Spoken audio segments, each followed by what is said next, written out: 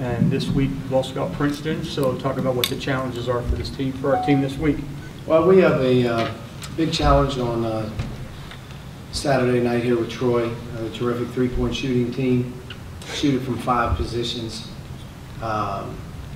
Terrific coach, obviously. There's a change over there with new personnel and whatnot, but they're going to present a lot of problems. And identifying what we're not doing well right now, they do well, which is obviously making the three-point shot. I think maybe the 8th nationally right now, and where their points are generated from, which is the line, and we're not doing a very good job at all in defending the line, and that can become a very tricky thing regardless of who you play. So for us, we've really talked a lot about where we're at defensively right now.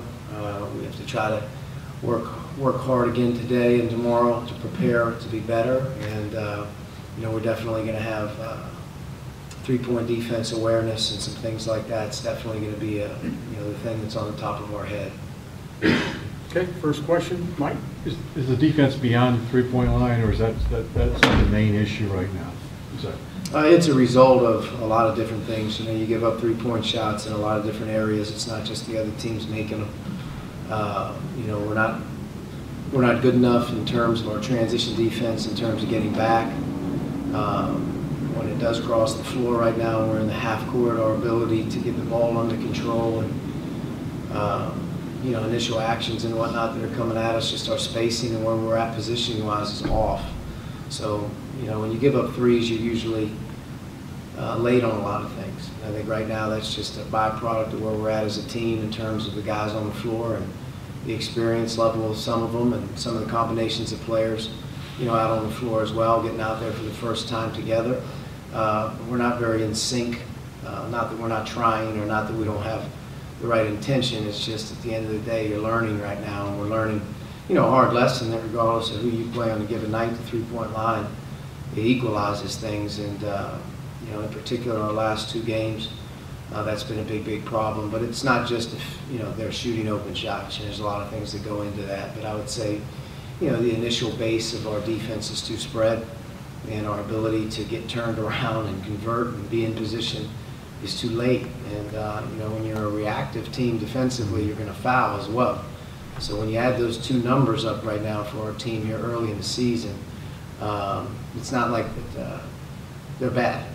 I mean, those are 2 things that are genuinely right now, regardless of who you are, if those are 2 things that you're doing poorly, fouling and defending the 3, it comes down to your readiness, and it comes down to your ability right now to get your team to understand how important it is to be able to get set and set the tone, so to speak, on the ball. And your positioning is your help, so to speak, and not running around, late reacting. And, you're playing, I don't know how many different guys maximum we've had available for the game. I think it's probably 10, and all 10 are playing.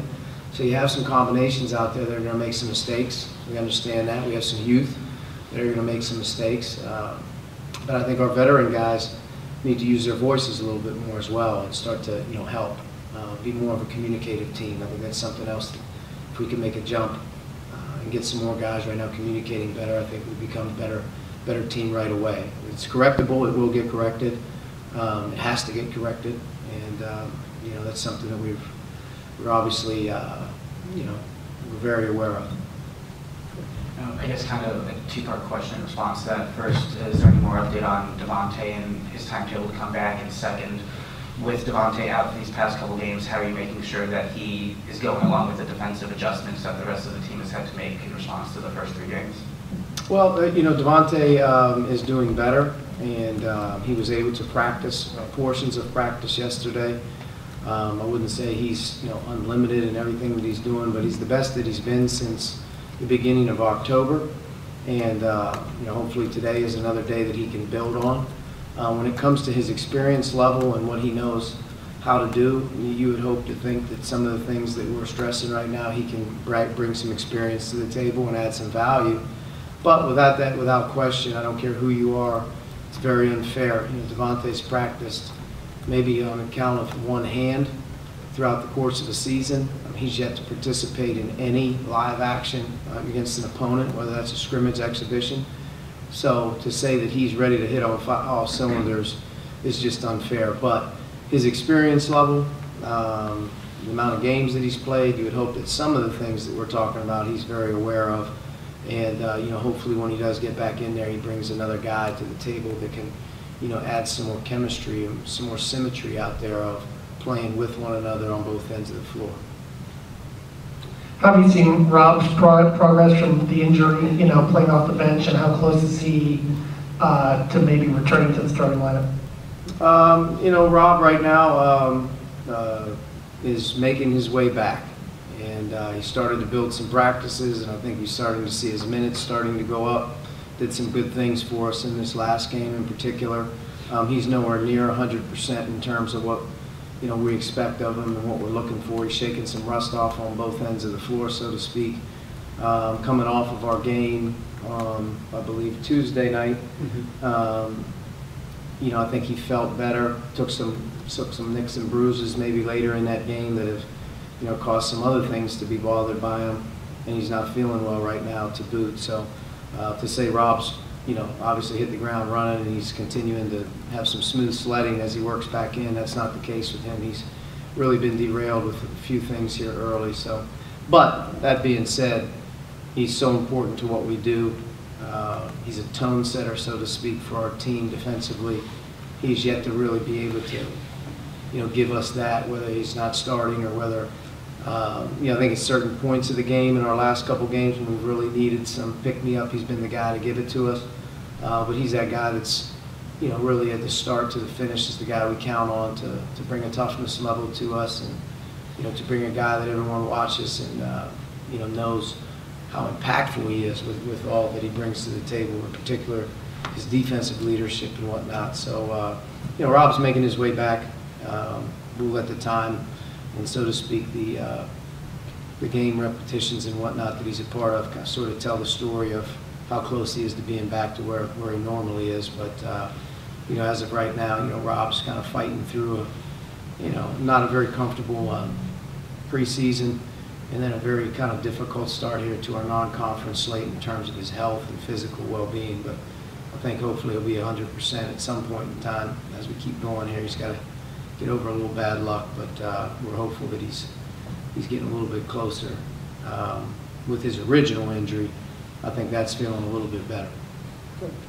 With Rob coming back and getting more minutes and Devonte making his way back, I mean, how important do you think when you look back on those first couple games where Armon got a ton of playing time? I mean, when you look back and down the road, how important do you think those minutes are going to be? Silver lining and everything, and that's been the case and always will be the case. A guy like Armon benefiting from more opportunity is only going to do him a lot better, whether that's his positive contributions or when he's out there learning the hard way, so to speak.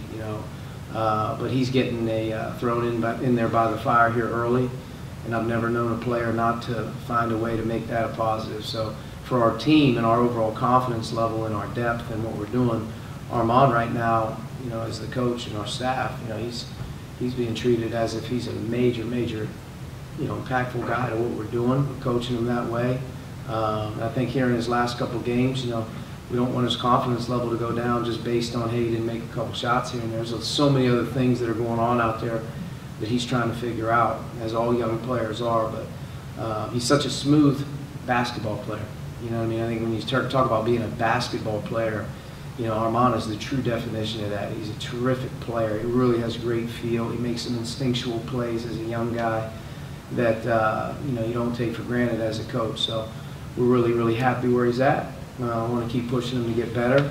Definitely the opportunity he's getting here in October and November, put him in a position hopefully to get some of those speed bumps out of the way as he heads towards January and February. But silver lining and everything is next man up. That's why he came here, and he's having an opportunity right now to really impact our team positively in a lot of ways. And he has not missed a bit, not really missed a beat on that.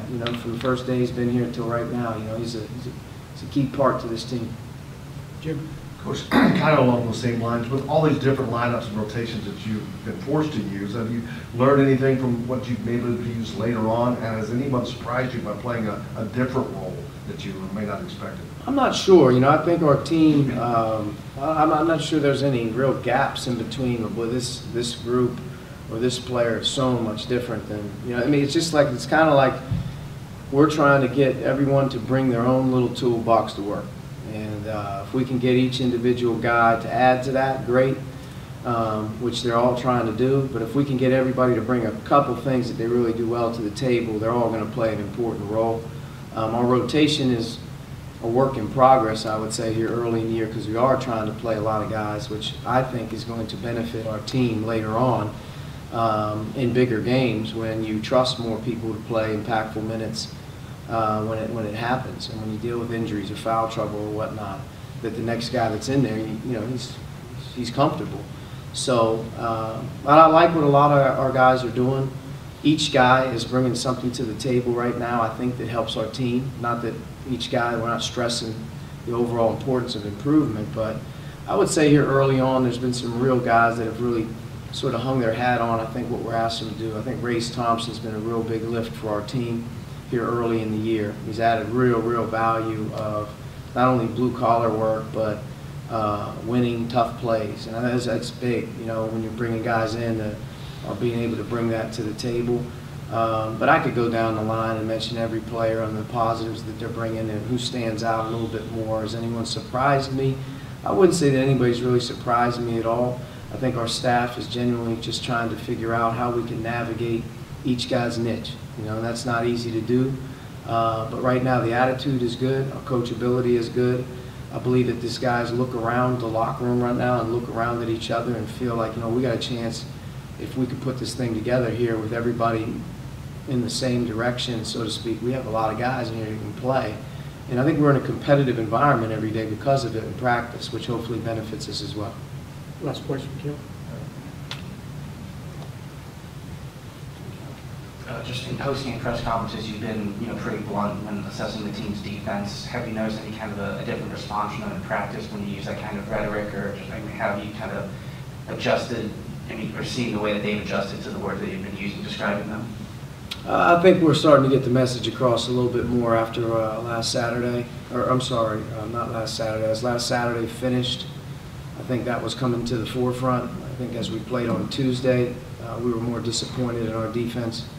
On Tuesday night, especially early in the game, in our first half, as we've watched film and talked as a group, and as we've approached the practice floor, I think there's more of an awareness right now that we better get this thing going in the right direction. And it's not a lack of willingness, it's more of a lack of you know, accountability. It's more of a lack of, you know, at the end of the day, our guys understanding like it's really important right now to get a couple things corrected quickly. And then the next thing you know, so I think some things will get buttoned up. But the effort level in practice is good. Now I think the attention to detail has got to be a lot better. And I think that's where we're at right now. There's more attention to detail. There's more accountability coming off certain things that we're doing, that little things really matter. And I think that's probably the one thing with this group that you can't take for granted is there's so much inexperience in terms of game togetherness and game pressure and game repetitions. You know, at times out there you're going to have Trace and Armon together. 2 freshmen in November